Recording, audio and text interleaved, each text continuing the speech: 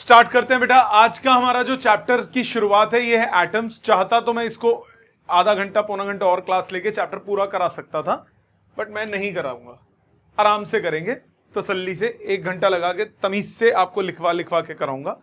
फिर उसके बाद अगली क्लास एक और, फिर एक और न्यूमेरिकल्स के साथ 3 क्लास लगा के तसल्ली से करेंगे। बहुत जल्दी हो रहा है नहीं तो कोर्स ना, सो थोड़ा सा ब्रेकें लगाते हैं।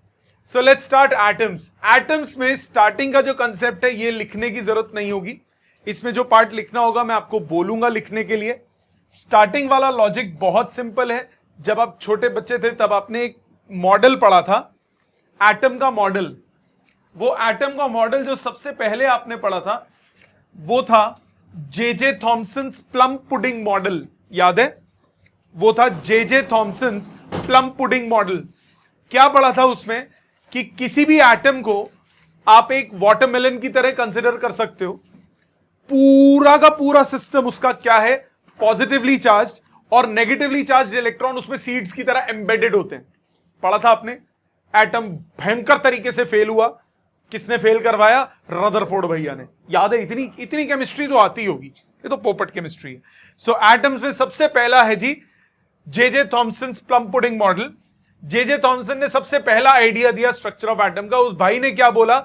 N atom is a solid sphere in which entire and positive charge and its mass is uniformly distributed and in which negative charge that is electrons are embedded. इसी को क्या बोलते हैं? Plum pudding model. पूरा का पूरा system क्या है? पॉजिटिवली चार्ज, बीच में नेगेटिव चार्ज एम्बेडेड है, जैसे वाटरमेलन में सीड्स होते हैं।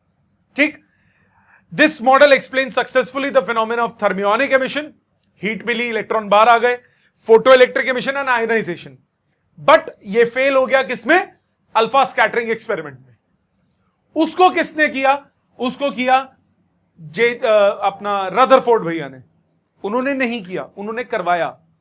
उनके 2 स्टूडेंट्स थे, जीजर मार्सडन। ये पेपर में ऐसे क्वेश्चन में आ जाए, explain what is the outcome of Geiger Marsden experiment. मुझे सर ये तो पढ़ा ही नहीं, और कुछ नहीं है, रदरफोर्ड ही है। ठीक है, तो जीजर मार्सडन एक्सपेरिमेंट था। इस मॉडल ने अल्फा स्कैटरिंग को एक्सप्लेन नहीं किया। अल्फा स्कैटरिंग एक्सपेरिमेंट कौन सा था? Geiger and Marsden studied the scattering of alpha particle by gold foil on the advice of Rutherford and made the following observations. क्या था? गोल्ड फॉयल पे आ जाते हैं। इस पे गोल्ड फॉयल रखा उन्होंने, अल्फा पार्टिकल्स को स्ट्राइक करवाया गोल्ड फॉयल पे। जब अल्फा पार्टिकल्स को स्ट्राइक कराया, क्या ऑब्जर्व किया? ज्यादातर अल्फा पार्टिकल सीधे निकल गए, बिल्कुल सीधे निकल गए, अनडिफ्लेक्टेड स्ट्रेट चले गए। कुछ अल्फा पार्टिकल्स में थोड़ी सी डिफ्लेक्शन हुई, बहुत थोड़ों में ज्यादा एंगल पे डिफ्लेक्शन हुई, और नेग्लिजिबल में बाउंस बैक हुआ, रिबाउंडिंग हुई। याद है ये बात? ये था अल्फा स्कैटरिंग एक्सपेरिमेंट। अच्छा, आपको क्या ये याद है? ये चीज कभी पेपर में गिवन हो ना हो, ये आपको मालूम होना चाहिए। अल्फा पार्टिकल कौन सा होता है? अल्फा पार्टिकल होता है helium nucleus, He24। Alpha particle होता है helium nucleus, He24। Mass of alpha particle होता है 4 times mass of proton. Charge of alpha particle होता है double the charge of proton. मालूम है सबको? मास ऑफ अल्फा पार्टिकल होता है 4 times the mass of proton, और चार्ज ऑफ अल्फा पार्टिकल होता है double the charge of proton. Now ये था अल्फा स्कैटरिंग एक्सपेरिमेंट। ज्यादातर अल्फा पार्टिकल्स अनडिफ्लेक्टेड स्ट्रेट चले गए, कुछ अल्फा पार्टिकल्स कम एंगल पे डिफ्लेक्ट हुए, बहुत कुछ लार्ज एंगल पे डिफ्लेक्ट हुए, और नेग्लिजिबली स्मॉल क्या हुआ? बाउंस बैक हुए। तो इसने क्या बोला? Most of the alpha particle pass through the foil straight away undeflected, some of them are deflected through small angles, a few alpha particles are deflected through angle greater than 90 degree, and a few alpha particles, very few alpha particles returned back, that is deflected by 180 degree। ये सबको मालूम है, इतना आपको आता है। मैं इसीलिए थोड़ा फास्ट चल रहा हूं, ये तो आपको आता ही होगा, 12वीं की एंड आ गई। अगर ये भी नहीं आता तो प्लीज 11th दोबारा कर लो। यहां तक सबको क्लियर? सो बहुत थुचुक से अल्फा पार्टिकल्स थे जो डिफ्लेक्ट होके बाउंस बैक मारते। इससे उसने क्या कंक्लूजन निकाला कि जो आपका एटम है वो लार्जली, ज्यादातर एम्प्टी है, खाली स्पेस है। सिर्फ उसमें almost entire mass almost entire mass and entire positive charge वो न्यूक्लियस में कन्फाइंड है, जो कि at the core of the atom होती है। इलेक्ट्रॉन्स जो हैं वो एटम के, वो न्यूक्लियस के चारों तरफ गोल चक्कर लगा रहे होते हैं। ये उसने कंक्लूजन निकाला। तो रदरफोर्ड एक्सपेरिमेंट का कंक्लूजन क्या था? कंक्लूजन ये था कि most of the space inside the nucleus is empty, most of the space inside the atom is empty, almost entire mass and entire positive charge is situated at the centre.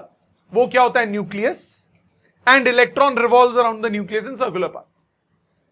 ठीक, इस diagram में आपको एक छोटी सी चीज दिख रही होगी, आर नॉट। इस आर नॉट का नाम है डिस्टेंस ऑफ क्लोजेस्ट अप्रोच। क्या नाम है? Distance of closest approach. क्या चीज होती है, पहले इसकी बात करते हैं, फिर एटम मॉडल की डिटेल पे आएंगे। Distance of closest approach, logically सोचो, मैं एक अल्फा पार्टिकल हूं, मैं पॉजिटिव चार्ज हूं, सामने न्यूक्लियस है। जब मैं इससे बिल्कुल दूर हूं, इसके इंफ्लुएंस में नहीं हूं, और मैं एक्सेलरेट होता हूं, तो मेरे पास क्या है? Kinetic energy. मैं एक्सेलरेट होके आ रहा हूं, अब यहां न्यूक्लियस है, न्यूक्लियस क्या करेगा? रिपेल करेगा मेरे को, क्योंकि न्यूक्लियस के पास क्या है? पॉजिटिव चार्ज, और अल्फा पार्टिकल के पास भी क्या है? Positive charge. तो न्यूक्लियस इसको क्या करेगा? रिपेल करेगा। जब रिपेल करेगा तो काइनेटिक एनर्जी धीरे धीरे कम होने लगेगी। रिपल्जन हो रही है, मैं पास जा रहा हूं, ये मुझे रिपेल कर रहा है, कभी ना कभी तो इतनी रिपल्जन बढ़ जाएगी कि मैं क्या कर जाऊंगा? बाउंस बैक कर जाऊंगा। तो वो जो मिनिमम डिस्टेंस था जहां से मैं बाउंस बैक हुआ, that minimum distance is known as distance of closest approach. उसको क्या बोलते हैं? Distance of closest approach. Register खोलिए please.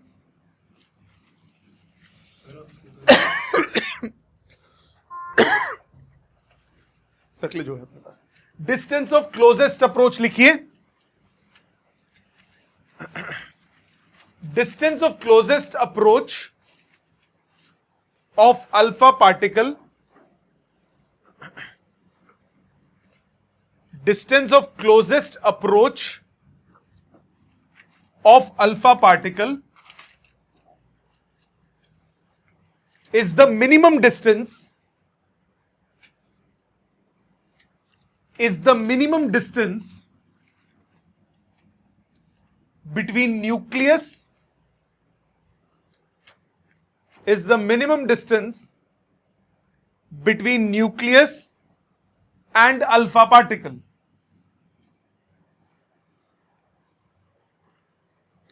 Generally we can consider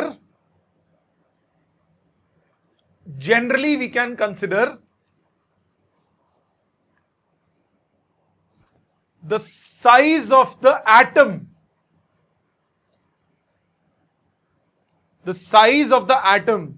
bracket में लिख लो रेडियस ऑफ एटम,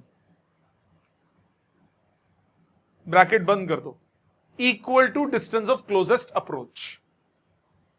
मान लेते हैं कि एटम ही इतने साइज का है। इतनी बात समझ में आई? दोनों के बीच का जो मिनिमम डिस्टेंस होगा न्यूक्लियस और अल्फा पार्टिकल के बीच में, वो क्या है? Distance of closest approach. यहां तक सबको क्लियर? अगली लाइन में लिखिए, when alpha particle is far away from nucleus,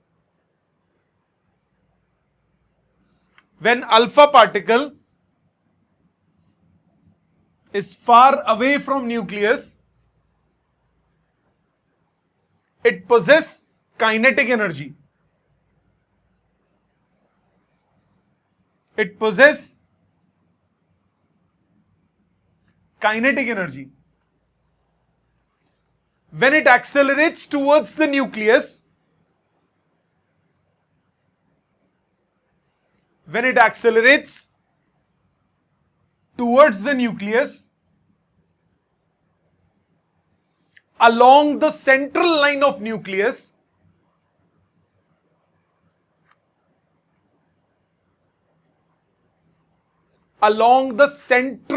of nucleus, its kinetic energy will keep on decreasing. Its kinetic energy will keep on decreasing. Bracket में लिख लो due to repulsion of nucleus.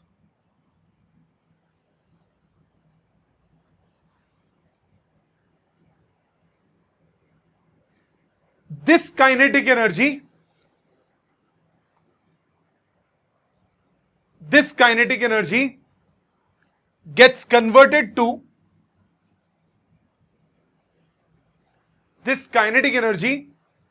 gets converted to electrostatic potential energy.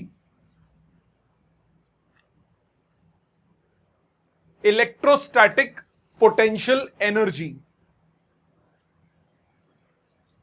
Full stop. At distance of closest approach. At distance of closest approach,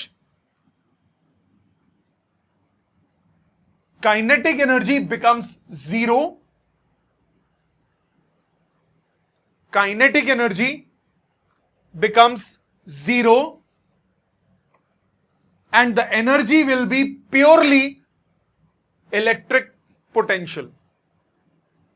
इतनी बात समझ में आती है? Repel करेगा वो तो उसकी एनर्जी क्या होगी? काइनेटिक धीरे धीरे कम होने लगेगी। काइनेटिक कम होगी तो वो किस में कन्वर्ट हो जाएगी? पोटेंशियल में। इलेक्ट्रोस्टैटिक पोटेंशियल एनर्जी का फॉर्मूला क्या होता है? क्या फॉर्मूला होता है? K Q1 Q2 by R. R square नहीं, फोर्स होता है। K Q1 Q2 by are. तो अब ध्यान दीजिए, सामने लिखना नहीं है, अभी रुक जाइए, मैथमेटिक्स अभी समझाऊंगा। सो ये डिस्टेंस को आप कैसे लेते हो? मिनिमम डिस्टेंस के लिए काइनेटिक एनर्जी जब वो फार ऑफ है, दूर है, तो उसके पास कौन सी है? Kinetic energy. काइनेटिक एनर्जी कितनी होती है? Half mv square. जब वो पास आया तो कन्वर्ट क्या हो गई? Potential energy. के Q1 Q2 by are. Q1 कौन है? 2e। 2e किसका चार्ज है? अल्फा पार्टिकल का। न्यूक्लियस का चार्ज कितना होगा? Z इंटू ई। Z क्या होता है? Z होता है एटॉमिक नंबर।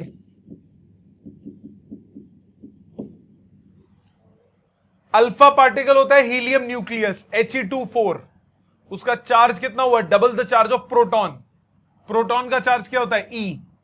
तो इसका चार्ज कितना हुआ? 2e। तो फॉर्मूला क्या बना? Kinetic energy half mv square. जब वो दूर है तो kinetic energy half mv square. जब वो पास आया तो किसमें कन्वर्ट हो गई? पोटेंशियल एनर्जी में। पोटेंशियल एनर्जी का फॉर्मूला के Q1 Q2 बाय आर। तो आप आर निकाल सकते हो। आर की वैल्यू आपके पास कितनी आई? ZE square upon mv square pi epsilon not. या फिर आप पहले ऐसे निकाल लो, जब आप इक्वेट करोगे, याद कैसे करोगे? सिंपल सा, आर नॉट की वैल्यू कितनी आई? आर नॉट आया, न्यूमरेटर हुआ 2k ZE square upon half mv square. एक ही बात है कि नहीं? बस उसको रीअरेंज करके हमने इस फॉर्मेट में लिख दिया। वो याद करना आसान है जो मैंने व्हाइट से लिखा। 2k ZE स्क्वायर ऊपर हो गया, 1/4 बाय एप्सिलॉन नॉट क्या है? k, इलेक्ट्रोस्टैटिक फोर्स कांस्टेंट, और डिवाइडेड बाय काइनेटिक एनर्जी कितनी हुई? Half mv square. इसको बोलते हैं डिस्टेंस ऑफ क्लोजेस्ट अप्रोच। क्या ये समझ में आता है? दूसरी चीज जो हम इसमें डिफाइन करते हैं वो होता है इंपैक्ट पैरामीटर। पहले समझिए, इंपैक्ट पैरामीटर क्या होता है? इंपैक्ट पैरामीटर होता है, अब खुद सोचो, ये सेंट्रल लाइन ऑफ न्यूक्लियस है, ये सेंट्रल लाइन ऑफ न्यूक्लियस है। अब जो अल्फा पार्टिकल इस सेंट्रल लाइन ऑफ न्यूक्लियस के अलोंग आ रहा है वो बाउंस बैक कर रहा है। जो इससे बहुत दूर है वो लगभग सीधा चला जाता है। जो इसके पास है उसमें 180 से 90 से ज्यादा डिग्री की डिफ्लेक्शन होती है। तो सेंट्रल लाइन के जो जितना ज्यादा पास होगा उतना तगड़ा इंपैक्ट होगा कि नहीं होगा? जो अलोंग द सेंट्रल लाइन है वो उस पे इंपैक्ट कितना होगा? 180 डिग्री का। जो सेंट्रल लाइन के जितना क्लोजर है उस पे इंपैक्ट उतना ही ज्यादा होगा कि नहीं होगा? मानते हो कि नहीं? तो distance of velocity vector and central line of nucleus, उसको हम क्या नाम देते हैं? Impact parameter. तो जितना कम इंपैक्ट पैरामीटर होगा उतना ज्यादा तगड़ा इंपैक्ट होगा। जितना कम इंपैक्ट पैरामीटर होगा उतना वो सेंट्रल लाइन के पास आया उतना ज्यादा भयानक इंपैक्ट होगा। जितना ज्यादा इंपैक्ट पैरामीटर होगा उतना वो बिना डिफ्लेक्शन के निकल जाएगा। सो इंपैक्ट पैरामीटर क्या होता है? इंपैक्ट पैरामीटर होता है distance, perpendicular distance between central line of nucleus, दोबारा perpendicular distance between central line of nucleus and velocity vector. Velocity vector और सेंट्रल लाइन ऑफ न्यूक्लियस के बीच का जो परपेंडिकुलर डिस्टेंस होगा उसको हम क्या नाम देते हैं? Impact parameter. क्या ये बात सबको समझ में आती है? ऑनलाइन सबको ये बात सबको क्लियर है बेटा? सो इंपैक्ट पैरामीटर क्या है? Perpendicular distance of the velocity vector of alpha particle from the center of the nucleus when it is far away from the nucleus, उसको क्या बोलते हैं? Impact parameter. इसका डायरेक्ट फॉर्मूला याद रखना है। इसका डायरेक्ट फॉर्मूला क्या है? ZE² cot theta by 2 upon 4 pi epsilon not half mv square, ये याद रखना है, या फिर KZE² cot theta by 2 upon half mv square. इसको हम क्या नाम देते हैं? इसको हम नाम देते हैं इंपैक्ट पैरामीटर। ठीक है, एक मिनट, ये इसको हटा देता हूं मैं, पीछे मिस हो गया। ये जो Z है, Z कहलाता है, ये Z क्या है? Z है एटॉमिक नंबर। न्यूक्लियस पे चार्ज कितना होता है? Atomic number multiplied by charge of proton, क्योंकि जितने प्रोटॉन्स होंगे उतना ही चार्ज होगा। तो जितना एटॉमिक नंबर होता है उतने नंबर ऑफ प्रोटॉन्स इनटू एक प्रोटॉन का चार्ज। तो Z इंटू E क्या होगा? Total charge of nucleus. यहां तक बात सबको समझ में आई? थीटा कितना एंगल पे डिफ्लेक्शन हुई बेटा? डिफ्लेक्शन कितनी हुई? ये सेंट्रल लाइन ऑफ न्यूक्लियस है, ये न्यूक्लियस है, ये सेंट्रल लाइन ऑफ न्यूक्लियस है। अगर अल्फा पार्टिकल ऐसे स्ट्रेट आ रहा है, बाउंस बैक हो गया, तो इस केस में थीटा कितना हो गया? 180 डिग्री, सॉरी 0 डिग्री, 0 डिग्री पे आया। अगर वो ऐसे आया, एक मिनट, थीटा था ना, थीटा हुआ 180, थीटा क्या है? कितना वो डिफ्लेक्ट हो रहा है। सो जब अलोंग द लाइन आएगा तो थीटा कितना हो जाएगा? बाउंस बैक हुआ तो थीटा कितना हो जाएगा? 180। इस केस में थीटा क्या है? ऑब्ट्यूस। जब दूर होगा तो थीटा क्या है? एक्यूट। और इंपैक्ट पैरामीटर ये परपेंडिकुलर डिस्टेंस होता है। जितना ये इंपैक्ट पैरामीटर कम होगा उतना ज्यादा क्या होगा? डिफ्लेक्शन। यहां तक क्लियर? इतना बोर्ड से लिख लो पहले, एक मैथमेटिकल एक्सप्रेशन पिछले वाले का और ये वाला। आगे ध्यान दीजिए। अब इसके बाद है इंपैक्ट पैरामीटर हो गया, इसके बाद है आपका रदरफोर्ड एटॉमिक मॉडल, जो पहले बताया मैंने। क्या होता है रदरफोर्ड एटॉमिक मॉडल? क्या कंक्लूजन निकाले उसने? पहला बोला most of the mass and all of the charge of an atom is concentrated in a very small region called the nucleus. No problem. दूसरा, न्यूक्लियस इज पॉजिटिवली चार्ज और उसका size fermi में होता है, मतलब around 10⁻⁻15 metres. Nucleus occupies only of about 10⁻12 of the total volume और less. तो कितना कम जगह में कितना सारा मास कॉन्सेंट्रेटेड है। इसके बाद in an atom there is a maximum empty space and the electron revolves around the nucleus in the same way as the planet revolves around the sun. अब इसका ड्रॉबैक क्या है? रदरफोर्ड एटम मॉडल का सबसे major drawback यह है कि Rutherford atom model आपका वो हो जाता है, एक्सप्लेन नहीं कर पाता। किस चीज को? रदरफोर्ड एटम मॉडल इसको एक्सप्लेन नहीं कर पाता कि जब इलेक्ट्रॉन गोल घूमता है तो उसको अपनी एनर्जी लूज करनी चाहिए। अगर वो लूज करनी चाहिए तो एट द एंड वो हमेशा कहां पे कोलाइड करना चाहिए? न्यूक्लियस पे। बट ऐसा होता नहीं है, तो रदरफोर्ड एटम मॉडल इसको एक्सप्लेन नहीं कर पाता, तो ये एटम मॉडल फेल हो जाता है। इसके बाद आता है बोर्स एटॉमिक मॉडल। पहले इसका एक बार फेलियर देख लीजिए। स्टेबिलिटी ऑफ एटम सबसे major. It could not explain stability of atom because according to classical electrodynamics theory an accelerated charge particle should continuously radiate energy. कोई भी चार्ज पार्टिकल गोल घूमेगा तो वो एक्सेलरेट करेगा। कौन सी acceleration? Centripetal acceleration. Centripetal acceleration होगी तो क्या होगा? उसको एनर्जी रेडिएट करनी चाहिए, लूज करनी चाहिए। Thus an electron moving in circular path around the nucleus should also radiate energy and thus moving into smaller and smaller orbits of gradually decreasing radius and it should ultimately fall in the nucleus, जो कि नहीं होता। According to this model, the spectrum of atom must be continuous, whereas practically it was a line spectrum. Spectrum मालूम है ना, chemistry में पढ़ा हुआ आपने, line spectrum, continuous spectrum। दूसरा, it did not explain the distribution of electrons outside the nucleus. बाहर कैसे हैं इलेक्ट्रॉन, कहां कितने हैं, क्यों यहां पे इतने हैं, उन सब चीजों को एक्सप्लेन नहीं किया, उसको एक्सप्लेन करने के लिए हम यूज करते हैं बोर्स एटम मॉडल। उससे पहले एक दो न्यूमेरिकल देखते हैं, बहुत बेसिक न्यूमेरिकल्स हैं स्टार्टिंग में। ये बेसिक न्यूमेरिकल्स क्या हैं? पहला क्वेश्चन आपके सामने है। फर्स्ट क्वेश्चन आपको कह रहा है determine the impact parameter of a 5.286 mega electron volt alpha particle. सामने देखना, 5.286 mega electron volt alpha particle. Kinetic energy दी हुई है आपको अल्फा पार्टिकल की, कितनी? 5.286 mega electron volt. Kinetic energy दी हुई है अल्फा पार्टिकल की, मेगा इलेक्ट्रॉन वोल्ट को जूल्स में चेंज करो। 5.286 into 1.6 into 10 to the power minus 13 joules scattered through 12 degrees when it approaches a gold nucleus of atomic number 79। Theta कितना दे दिया? 12 degree. और z आपको दिया हुआ है।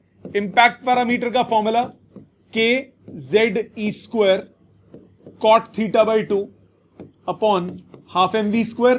हाफ mv स्क्वायर क्या होता है? Kinetic energy.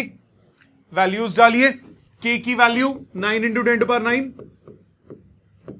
z दिया है 79, इलेक्ट्रॉन की value 1.6 into 10 to power minus 19, इसका स्क्वायर, कॉट 6 डिग्री, ये आपको टेबल्स में से निकालना पड़ेगा, divided by kinetic energy 5.286 into 1.6 into 10 to power minus 13। आपके पास समथिंग मीटर आंसर आ जाएगा। कैलकुलेशन हो जाएगी। डायरेक्ट एप्लीकेशन क्वेश्चन है। अगला देखिए, what is the distance of closest approach of a 5 mega electron volt proton. Alpha particle नहीं आया, प्रोटॉन आया। इसका मतलब अब वो स्टैंडर्ड फॉर्मूला नहीं लगेगा जो हमने प्रूव किया था। वो फॉर्मूला किसके लिए था? अल्फा पार्टिकल के लिए। हमें अब किसके लिए निकालना है? प्रोटॉन के लिए। सो अब क्या हुआ? प्रोटॉन है, ये अप्रोच कर रहा है गोल्ड फॉइल को। जब प्रोटॉन गोल्ड फॉइल को अप्रोच करेगा तो कंसेप्ट बदल जाएगा। प्रोटॉन के लिए पहले what is the distance of closest approach when a 5 mega electron volt proton. इसकी काइनेटिक एनर्जी कितनी दी हुई है? 5 mega electron volt, 5 into 1.6 into 10 to power minus 13 joules. जब वो अप्रोच करेगा, आपको डिस्टेंस ऑफ क्लोजेस्ट अप्रोच चाहिए। जब वो अप्रोच करेगा तो वो एनर्जी किस में कन्वर्ट हो जाएगी? पोटेंशियल एनर्जी में। पोटेंशियल एनर्जी यहां पे क्लोजेस्ट अप्रोच में कितनी होगी? k q1 ze। प्रोटॉन का charge e divided by r। पिछले केस में यहां 2e था क्योंकि वो क्या था? Alpha particle. अब किसकी बात की है? प्रोटॉन की। दोनों को इक्वेट कर दो। Kinetic energy 5 into 1.6 into 10 to power minus 13 is equal to k। z की वैल्यू है 79, कौन है? गोल्ड है ना, 79। e की value 1.6 into 10 to power minus 19, एक और e की value 1.6 into 10 to power minus 19 divided by r0। क्या r0 निकल जाएगा? सब कुछ मालूम है? Got it? बेटा z एटॉमिक नंबर गोल्ड का, बेटे ZE इंटू E वैल्यू डाल दी है ना सबकी सिर्फ। ठीक है। सो इस टाइप के बड़े बेसिक क्वेश्चंस आपके इसमें यूज होते हैं। सबको समझ में आ गए ये वाले क्वेश्चंस बेटा? कैसे अप्रोच करने ये क्लियर है? आगे चलते हैं, आ जाते हैं बोर्स एटॉमिक मॉडल पे। बोर भैया का एटॉमिक मॉडल क्या कहता है? इसका मैथमेटिकल फॉर्मुलेशन जितना आएगा वो आपको लिखना पड़ेगा मेरे साथ साथ। मतलब मैं लिखूंगा, साइड होऊंगा, आप लिखना। पहले समझो, बोर के 3 पॉस्टुलेट्स थे। बोर भैया के 3 पॉस्टुलेट्स थे। पहला लिखिए,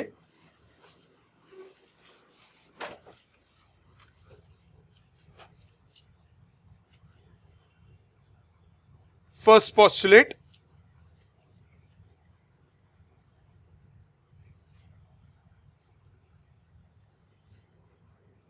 every electron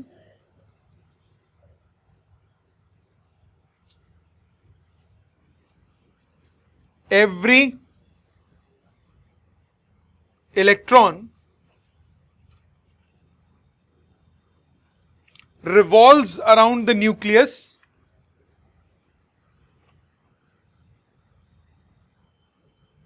every electron revolve around the nucleus in a certain fixed orbit, in a certain fixed orbit,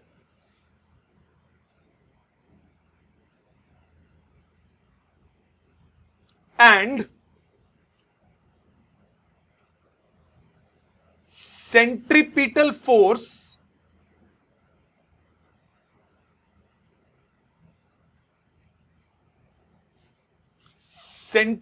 force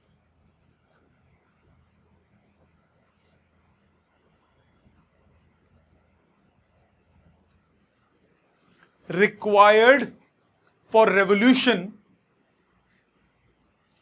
centripetal force required for revolution is provided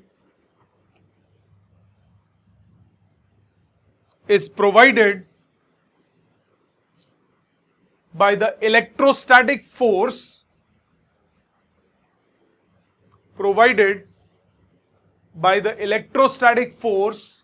of attraction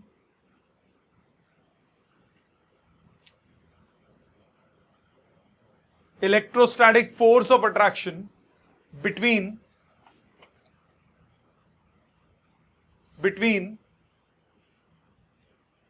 nucleus and alpha particle, between nucleus and alpha particle. ठीक है, सो nucleus और alpha particle के बीच की जो attractive force होगी वो क्या provide करेगी? Centripetal force. मतलब न्यूक्लियस और अल्फा पार्टिकल कह रहा हूं, सॉरी, इलेक्ट्रॉन, न्यूक्लियस और इलेक्ट्रॉन के बीच की जो अट्रैक्टिव फोर्स होगी वो क्या प्रोवाइड करेगी? सेंट्रीपिटल। प्लीज एक बार करेक्शन कर लो यार, गलत बोल दिया मैंने। Every electron revolves around the nucleus in a certain fixed orbit, and centripetal force required for revolution is provided by the electrostatic force of attraction between nucleus and electron. I'm so sorry, मैंने alpha बोल दिया गलती से, nucleus and electron. सो पहला postulate ये है जो मैंने अभी आपके सामने बोला। इसका मैथमेटिकल फॉर्मुलेशन क्या बनेगा? प्लीज सामने देखिए। इलेक्ट्रोस्टैटिक फोर्स ऑफ अट्रैक्शन क्या होगी? K Q1 Q2 by R square. Force है, एनर्जी नहीं। K Q1 Q2 by R क्या होता है? Energy, electrostatic potential energy. अभी क्या है? फोर्स। तो K Q1 Q2 by R square is mv square by R. ये इसका पहले पॉस्टुलेट का एक्सप्रेशन है। क्या हुआ ये? के पहला चार्ज न्यूक्लियस का Q1 Q2 electron divided by R square, ये हो गई इलेक्ट्रोस्टैटिक फोर्स। और ये क्या प्रोवाइड करेगी? Centripetal force. सेंट्रीपिटल फोर्स मतलब mv स्क्वायर बाय आर। क्या ये सबको क्लियर है? साथ साथ मैथमेटिक्स भी लिख लो इसकी। क्लियर? ये वाला ऑनलाइन सबको क्लियर है बेटे? Yes sir. ठीक है, बहुत बढ़िया। नेक्स्ट लिखिए फिर second postulate. While revolving around the nucleus,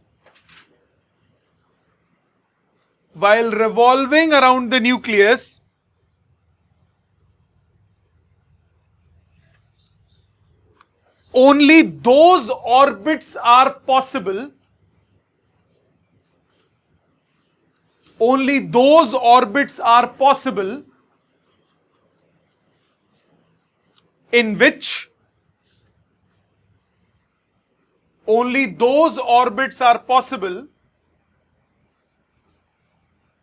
in which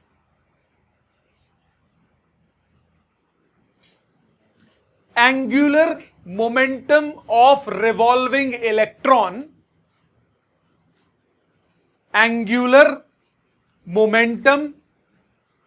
revolving electron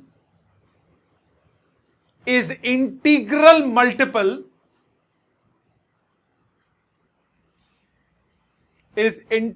multiple of h upon 2 pi.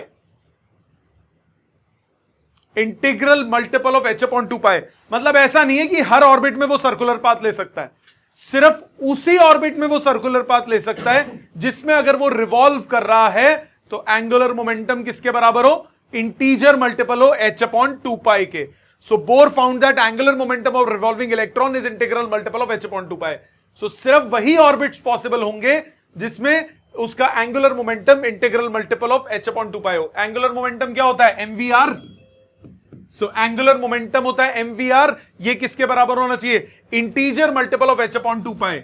इसमें n क्या कहलाएगा, n कहलाता है principal quantum number, principal quantum number या फिर शेल नंबर. फर्स्ट शेल हो जाएगी तो n हो जाएगा 1, सेकंड शेल होगी तो n कितना हो जाएगा 2, थर्ड होगी तो n कितना हो जाएगा 3 and so on. So n इसमें क्या है, प्रिंसिपल क्वांटम नंबर.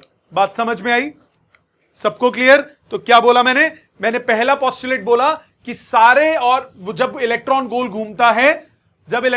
घूमता है तो जो रिवॉल्व करने के लिए जो सेंट्रीपिटल फोर्स चाहिए वो कौन प्रोवाइड करता है, electrostatic force of attraction.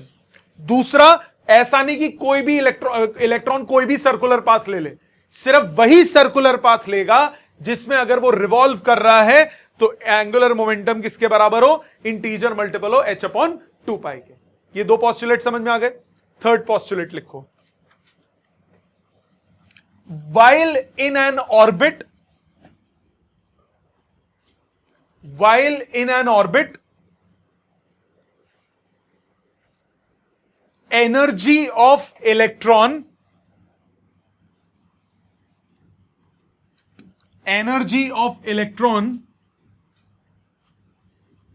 remains same. किसी भी ऑर्बिट में अगर इलेक्ट्रॉन रिवॉल्व कर रहा है तो उसकी एनर्जी सेम रहेगी, चेंज नहीं होगी. It only changes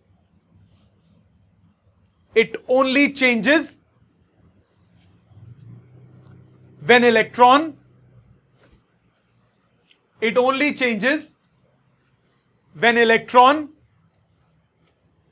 makes a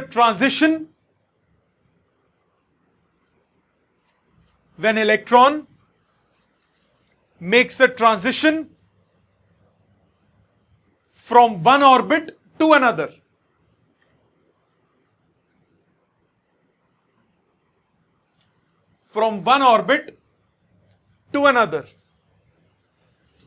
एक ऑर्बिट से इलेक्ट्रॉन जब दूसरे ऑर्बिट में जाता है सिर्फ एनर्जी में चेंज तभी आता है, अदरवाइज एनर्जी में कोई चेंज नहीं आता. यह बात समझ में आ गई. फुल स्टॉप भी खत्म नहीं हुआ. The energy is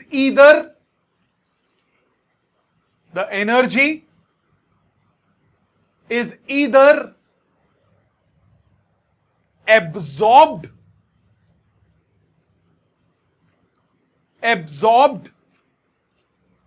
or emitted.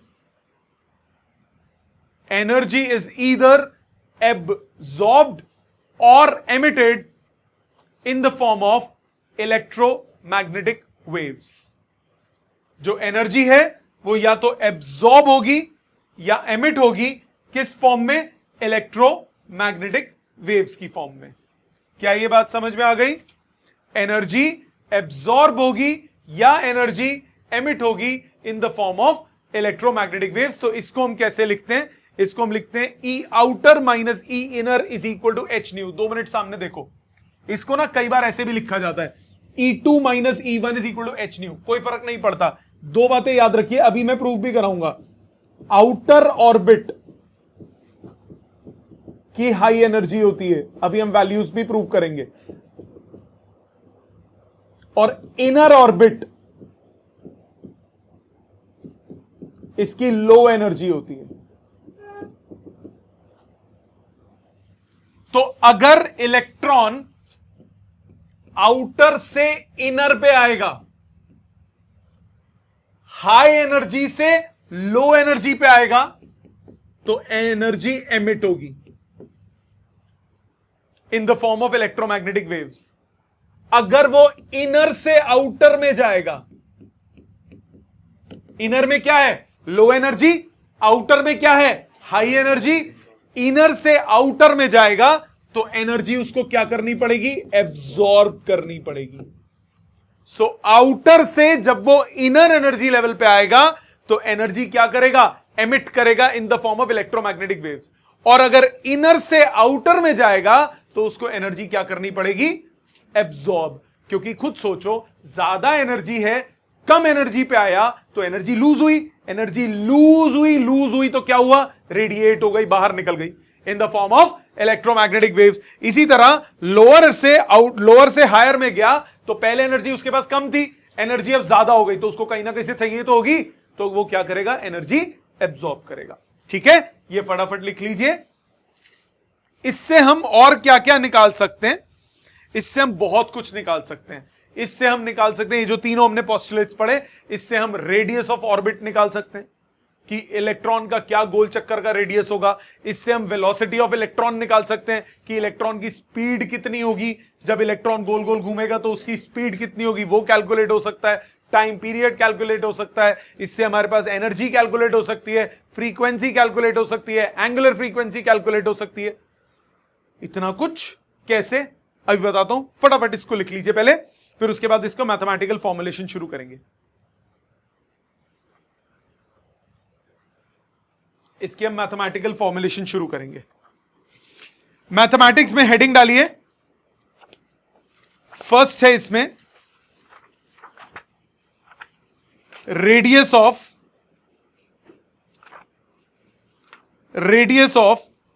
Orbit.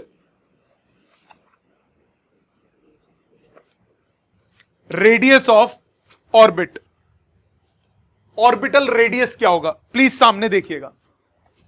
मैं कौन कौन सी इक्वेशंस यूज करूंगा ध्यान दीजिए, लिखना नहीं, टाइम मिलेगा। अगर मैं फर्स्ट पोस्टुलेट यूज करता हूं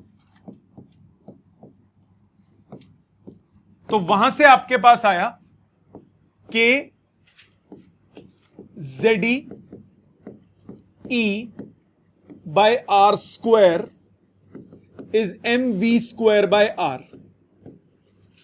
यही आया था। के की वैल्यू अगर हम पुट कर दें तो ये आएगा, चलो के की टर्म्स में निकाल लेते हैं, ये आएगा फर्स्ट इक्वेशन। अगर मैं सेकेंड पोस्टुलेट की बात करूं तो उधर से आया था M V R is N H upon 2 pi. ये दो एक्सप्रेशन थे। अब इन दो एक्सप्रेशंस में अगर मैं v को एलिमिनेट कर दूं तो r आ जाएगा, r को एलिमिनेट कर दूं तो v आ जाएगा। तो पहले सेकंड इक्वेशन यूज करो। मेथड समझो बेटा, इजी है, पहले मेथड समझो, कॉपी का टाइम मिल जाएगा। सेकंड इक्वेशन अगर यूज करता हूं तो v की वैल्यू कितनी हुई? NH अपॉन 2 पाई mr। थर्ड इक्वेशन को फर्स्ट में डाल दीजिए, सब्स्टिट्यूट थर्ड इन फर्स्ट। कितना आया आपके पास? K Z E square by R, एक आर काट दिया दोनों तरफ, is M V square. V square मतलब N square H square upon 4 pi square M square R square. Yes और नो? आर कट जाएगा, एक एम कट जाएगा, ये आर इस आर से कटा, ये एम इस एम से कटा। रीअरेंज करो, रेडियस ऑफ ऑर्बिट का फॉर्मूला आ गया N square H square upon 4 pi square M K Z E square. कितना क्यूट फॉर्मूला है,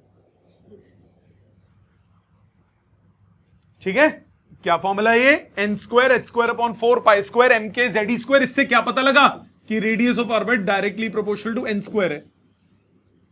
मतलब orbits are not equally spaced.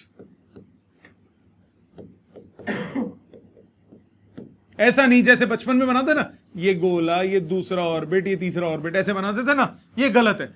Actually में ऑर्बिट्स की जो स्पेसिंग है वो अनइक्वल डिस्ट्रीब्यूशन है। वो कैसी होती है? R1:R2:R3, ये होगा 1:4:9 एंड सो ऑन। रेडी, क्योंकि n स्क्वायर के प्रोपोर्शनल है ना। तो फर्स्ट और सेकंड में रेशियो क्या हुई? 1:4। फर्स्ट और थर्ड में कितनी हुई? 1:9। इक्वली स्पेसिंग नहीं होगी, पहली बात ये। दूसरी बात, अगर आप बात करें for hydrogen atom, hydrogen atom मतलब Z कितना हो जाएगा? 1। एटॉमिक नंबर हाइड्रोजन का कितना होता है? 1 होता है। तब R का क्या एक्सप्रेशन आएगा हाइड्रोजन एटम के लिए? n²h² upon 4π² mke²। Z खत्म हो गया, Z की जगह 1 आ गया। ये हो गया हाइड्रोजन एटम के लिए फॉर्मूला। अगर हम बात करें first orbit of hydrogen atom,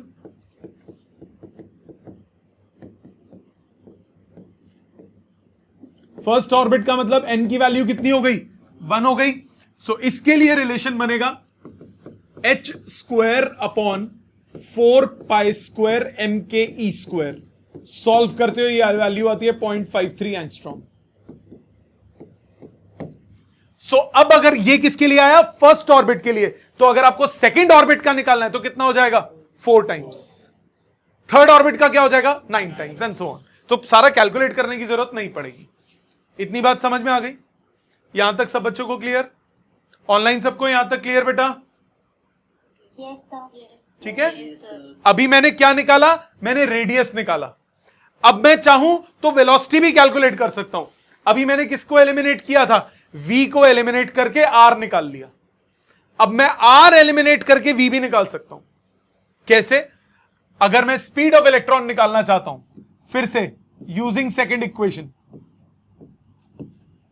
second equation जो थी उसमें क्या था?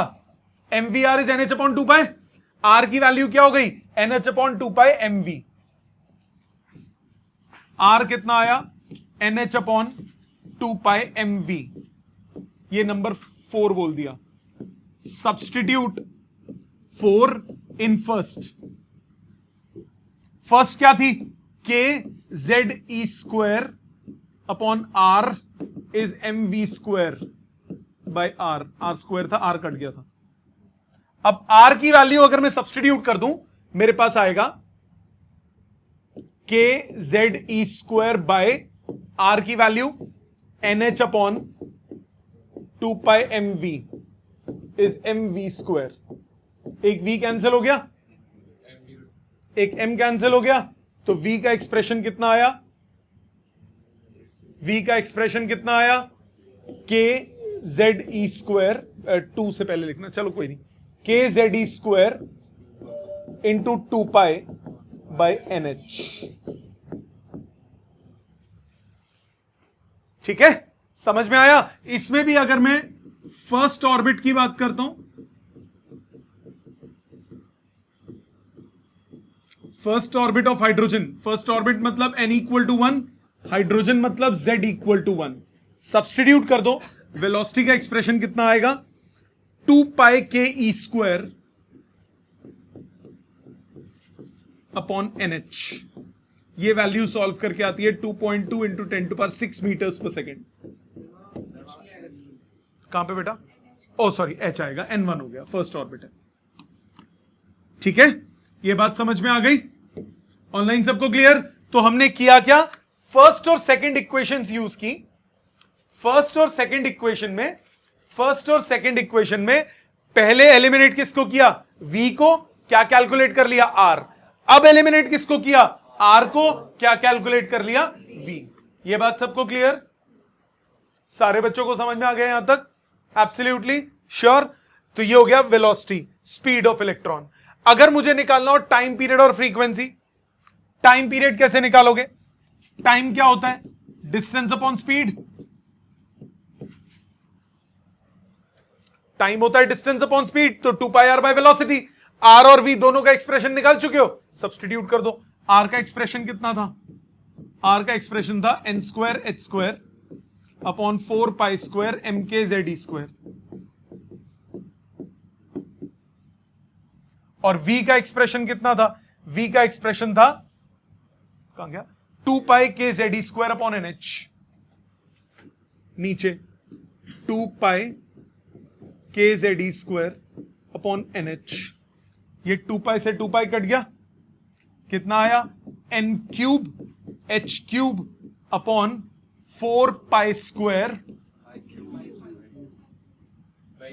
4 पाई क्यूब, 2 पाई कट चुका है, सॉरी 2 पाई कट चुका है, ठीक तो था यार, तुम ऐसे ही मेरे को गलत करवा रहे हो। 4 पाई क्यूब कहां, 2 पाई पूरा काट दिया ना, ये आया 4 pi square M K square Z square E to power 4। ये टाइम पीरियड का एक्सप्रेशन आ गया। लर्न नहीं करने, लॉजिक पता होना चाहिए बनना कैसे। बनाना तो बहुत सिंपल है ना। फ्रीक्वेंसी कैसे बनाओगे? फ्रीक्वेंसी होता है 1 upon time period, 1 upon time करो, ये कितना आया, 4 pi square M K square Z square E to power 4 upon N cube H cube, ये आ गया फ्रीक्वेंसी। अगर आपको एंगुलर फ्रीक्वेंसी निकालनी है, वो क्या होता है, 2 pi multiplied by frequency, multiply कर दो, आंसर आ गया 8 pi cube M K square Z square E to power 4 upon N cube H cube. ये आ गया आपके पास एंगुलर फ्रीक्वेंसी। इजी लगा, मैथमेटिकली समझ में आ गया सबको? एक बार दोबारा देखते हैं इन सबको। सबसे पहले मैंने निकाला क्या, रेडियस। रेडियस के लिए क्या यूज किया, फर्स्ट पोस्टुलेट से और सेकंड पोस्टुलेट से वी एलिमिनेट किया, सेकंड पोस्टुलेट से वी निकाल के फर्स्ट में सब्स्टिट्यूट कर दिया, कटिंग वटिंग हुई, आर का वैल्यू आ गई। फर्स्ट ऑर्बिट के लिए आर को 1 डाला, एन जेड को 1 डाला, हाइड्रोजन एटम के लिए मेरे पास एक्सप्रेशन आ गया। ठीक, सेकंड पोस्टुलेट के लिए हमने क्या, स्पीड के लिए हमने क्या किया, फिर से पहले सेकंड पोस्टुलेट यूज किया, mvr इज nh/2 उससे r निकाल लिया, r की वैल्यू को k z square upon r square equal to mv square by r में सब्स्टिट्यूट किया, कितना हो गया, nh/2 mv is equal to mv square, mm काट के v का एक्सप्रेशन निकाल लिया, एक v कट गया, m कट गया। वेलोसिटी का एक्सप्रेशन आया first orbit of hydrogen atom के लिए, इसकी भी वैल्यू निकाल ली। तो ध्यान क्या रखना है, एक्सप्रेशन मत रट्टे मारो। एक तो ये याद रखो कि डिपेंडेंस कैसी है, एक ये याद रखो कि डिपेंडेंस कैसी है, कि प्रोपोर्शनल किसके है और क्या है। दूसरा ये याद रखो फर्स्ट ऑर्बिट में क्या आंसर है, क्योंकि मल्टीपल्स आप इजीली कर सकते हो। ठीक है, ये याद रखो डिपेंडेंस किस पे, directly proportional to N square. Same goes with this, prove कैसे होना है वो लॉजिक आना चाहिए, प्रूविंग आप अपने आप कर सकते हो। ठीक है, इसके बाद है सबसे इंपॉर्टेंट पार्ट जिसको हम बोलते हैं एनर्जी। एनर्जी के लिए आप क्या करोगे, एनर्जी दो तरह की होती है, काइनेटिक एंड पोटेंशियल। एनर्जी दो तरह की होगी, काइनेटिक और पोटेंशियल। अगर आप काइनेटिक एनर्जी की बात करोगे तो वो कितनी होगी, हाफ mv स्क्वायर, यही होती है। अब फर्स्ट इक्वेशन बताओ, जो पहली इक्वेशन थी कौन सी, K Z E square upon R square, K Z E square by R square is mv square by R. इधर से r अगर कट जाता है तो आपके पास आया mv square is K Z E square by R. दोनों तरफ हाफ से मल्टीप्लाई कर दो तो हाफ mv स्क्वायर कितना आया, K Z E square bye 2r। So kinetic energy का क्या एक्सप्रेशन आया, काइनेटिक एनर्जी का एक्सप्रेशन आया K Z E square bye 2r। ये सबको क्लियर,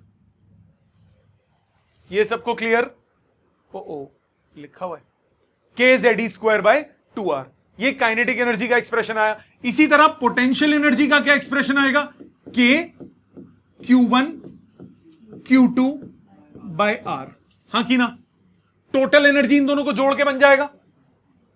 पोटेंशियल एनर्जी यहां कौन सी है, electrostatic potential energy, electrostatic potential energy, kinetic energy half mv square है।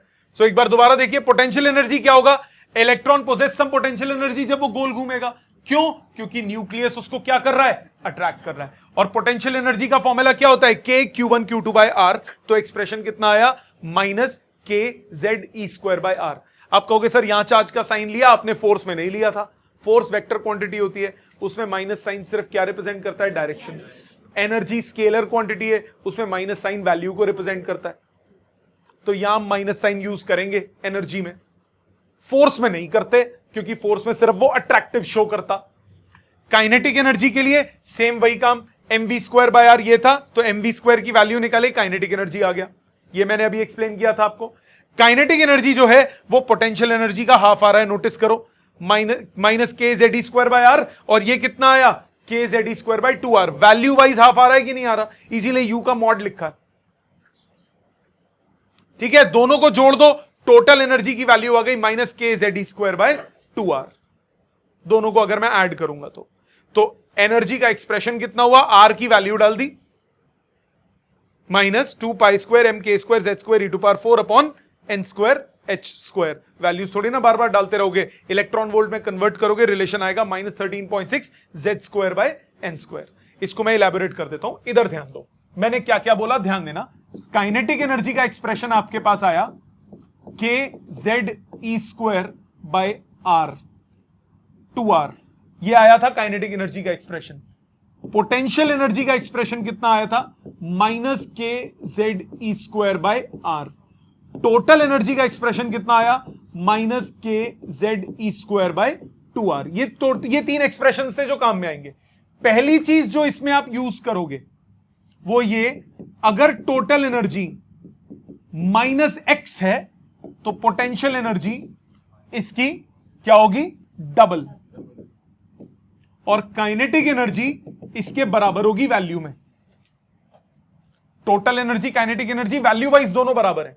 तो क्वेश्चन में कई बार टोटल दिया होता है, काइनेटिक यूज होता है, जैसे कल हमने डी ब्रॉगली वाला क्वेश्चन किया था लास्ट, उसमें क्या यूज हो रहा था, -13.6 इलेक्ट्रॉन वोल्ट, याद है, ग्राउंड स्टेट की एनर्जी दी हुई थी, वो कौन सी दी हुई थी, टोटल एनर्जी, और आपको क्या चाहिए होती थी, काइनेटिक एनर्जी।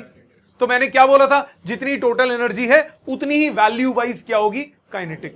वो यहां से आया था, जितनी टोटल एनर्जी है वैल्यू वाइज उतनी ही क्या होगी, काइनेटिक एनर्जी।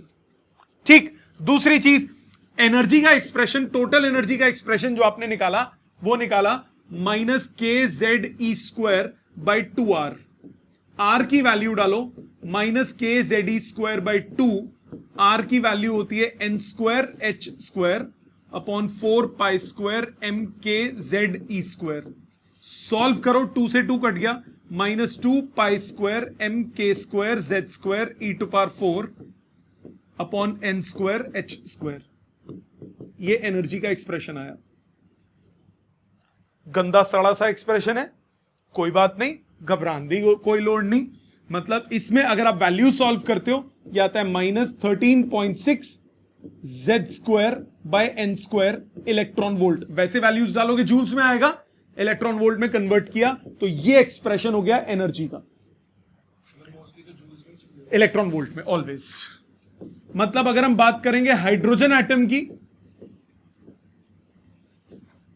हाइड्रोजन एटम के लिए Z की वैल्यू कितनी होती है, 1, Z होता है 1, सो एनर्जी कितना होगा, -13.6/n² इलेक्ट्रॉन वोल्ट।